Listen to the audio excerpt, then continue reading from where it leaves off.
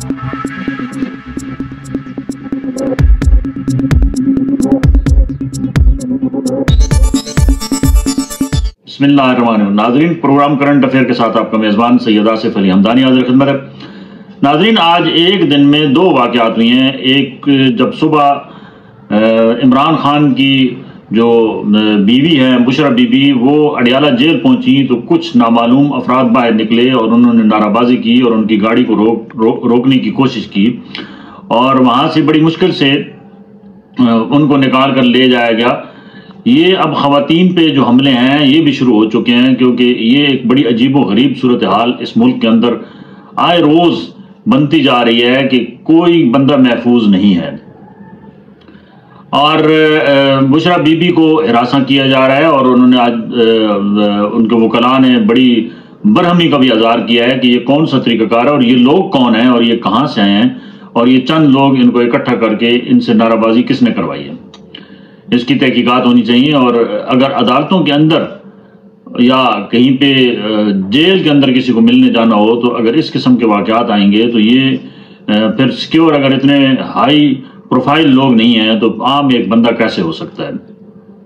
वैसे भी ख़वातीन का एहतराम जो है वो इस मुआशरे के अंदर वो लाजिम है और हमारा जो मुआशरा जिस गंदगी का शिकार होता जा रहा है, जिस गिलाज़त से इस दो चार होता जा रहा है, इसका तकाजा है कि इसके ऊपर कम से कम जो है वो कुछ नज़रसानी की जाए कि ख़वातीन को हिरासा ना किया जाए। ये हिरासत में आता है कि आप गाड़ी रोक के करें। अगर माजी में भी होता रहा है तो वो भी गलत था और अब हो रहा है तो ये और भी गलत है, क्योंकि दोनों गलत हैं।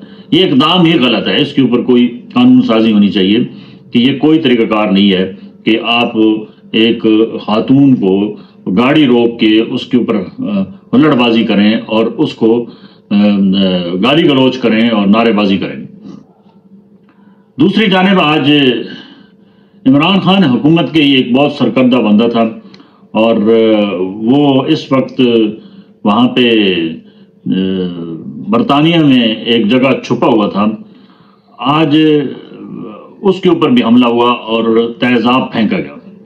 अब जो स्टोरी आ रही है वो ये है कि ये साबिक मुशीर हैं इमरान खान के और इनको वहाँ पे एक बहुत उनकी जो स्टेटमेंट आई है कि वो एक ऐसी इलाके में रहते थे जहाँ किसी को उनका एड्रेस का पता नहीं था और वो कहते हैं कि मेरा एड्रेस जो है वो बाकायदा ट्रेस किया गया और फिर इस बंदे को भेजा गया।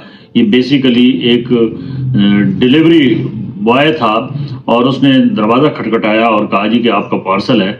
तो वो कहता है कि मैं अंदर से, अपने बच्चे मेरे साथ निकलने लगे थे, मैंने उनको मना किया, वो नहीं आए और जो ही वो कहता है कि मैंने दरवाज़ा खोला, यानी यूके के एक जैसे शहर मुल्क के अंदर जहाँ पे सिक्योरिटी का सख्त इंतज़ाम होता है, वो कहता है जी उस शख्स ने जो मोटरसाइकिल पे हेलमेट पहने डिलीवरी, वो कह रहा था कि जी आपको कुछ पार्सल डिलीवर करना है।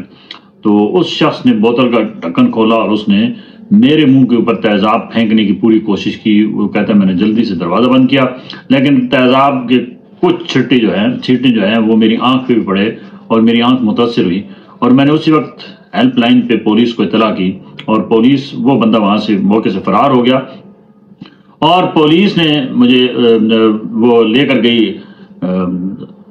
अस्पताल और वहाँ मेरी ट्रीटमेंट हुई।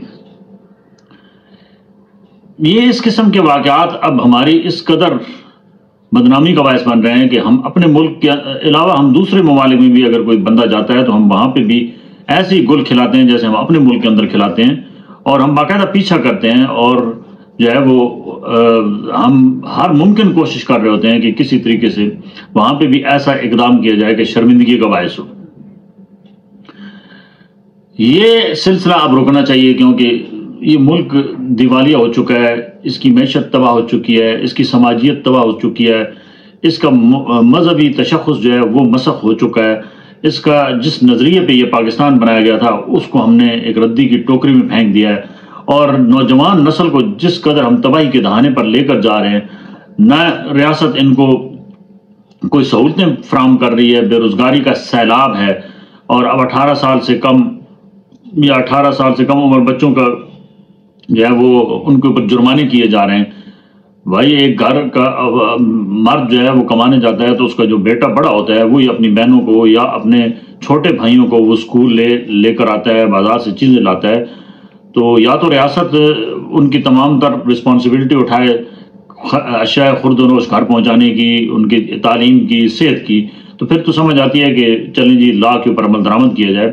بصورت دیگر یہ کیسے ممکن ہے کہ باپ بیچارہ دھاڑی لگانے کہیں جائے اور بیٹے کو پیچھے سے الاؤ نہیں ہے کہ وہ اپنی بہنوں کو لے کر آئے. ان کے پاس اتنے تو پیسے نہیں ہیں کہ وہ وینز والوں کو جو ہے وہ منتھلی دے سکیں. تو ظاہر بات ہے ایک موٹر سائیکل ہی ان کے پاس یا جو رکشہ ہے وہی ان کے پاس ایک سستی ترین سواری ہے جس کے اوپر وہ لے جا سکتے ہیں اور لے کر آ سکتے ہیں. اب اس کے اوپر بھی گورنمنٹ جو ہے وہ جگہ جگہ پہ اتنے بھاری جرمانے کر رہی ہے کہ وہ چکرا دینے والا معاملہ ہے، اور اس کے اوپر بھی گورنمنٹ کو کوئی نظر ثانی کرنی چاہیے اور کچھ لیمٹ رکھنی چاہیے. کم از کم جو 17 سال کا بچہ ہے یا 16 سال کا بچہ ہے وہ آج کل جوان ہوتا ہے اور اس کو الاؤ کریں، باقی چھوٹوں کو بھی شک نہ کریں. اس میں بھی کیٹیگریز بنائی جائیں، کیونکہ یہ ضروری نہیں ہے کہ شناختی کارڈ بعض 18 سال پورے ہونے پہ بناتے ہیں، بعض لوگ 19 سال تک جو ہے وہ شناختی کارڈ نہیں بناتے. تو اس پہ بھی نظر ثانی ہونی چاہیے اور اس کے اوپر کوئی تھوڑی سی لچک دینی چاہیے. دوسرا یہ جرمانوں کی تعداد جو ہے وہ بہت کم کی جائے، کیونکہ لاکھوں گاڑیاں ہیں اور چند جو ہے وہ لوگوں کے پاس لائسنس ہیں، اکثریت کے پاس لائسنس نہیں ہے. تو یہ ریاست کی ذمہ داری ہے کہ جو بھی ادھر موقع پہ کوئی ایک تو ایزی کریں لائسنس بنانے کا پروسیجر، اور وہاں ان کو پروویژنل لائسنس دیے جائیں جو بچے ہیں. ناظرین، ہمارے ملک کا کیونکہ اگر ایک حادثہ ہوتا ہے تو اس کے بعد ہم جاگتے ہیں اور پھر ادارے متحرک ہوتے ہیں، اور پھر چند دن بعد وہی حادثہ جب وہ بھول جاتے ہیں تو وہی قانون دوبارہ اپنی روٹین میں آ جاتا ہے. کیونکہ یہاں پہ پرچی مافیا، یہاں پہ جو ہے وہ رشوت اور جو بھی غلط کام یہاں پہ ہو رہا ہے وہ نہیں ہونا چاہیے تھا. جو اس وقت ہماری رگوں میں خون کی طرح رشوت ستانی دوڑ رہی ہے، 2 نمبری دوڑ رہی ہے، اور ہم ایک بہت غلط معاشرے کی تشکیل کر رہے ہیں جس کا مستقبل کوئی نہیں ہے سوائے تباہی و بربادی کے. اس معاشرے کو چینج کرنا ہوگا، اس کو اسلامی معاشرے کی طرز پہ لانا ہوگا. یہ کس کی ذمہ داری ہے؟ یہ اساتذہ کی ذمہ داری ہے، یہ والدین کی ذمہ داری ہے کہ وہ اپنے بچوں کی تربیت کریں، ان کو تھوڑا سا جو ہے وہ شعور دیں کہ کسی سے بات کیسے کرنی ہے. گھر کے اندر ماں باپ کا کام ہے، اسکول کالج کے اندر اساتذہ کا کام ہے کہ وہ تعلیم کے ساتھ ساتھ تربیت کا بھی خصوصی اہتمام کریں، کیونکہ تربیت کے بغیر تعلیم کا کوئی فائدہ نہیں ہے.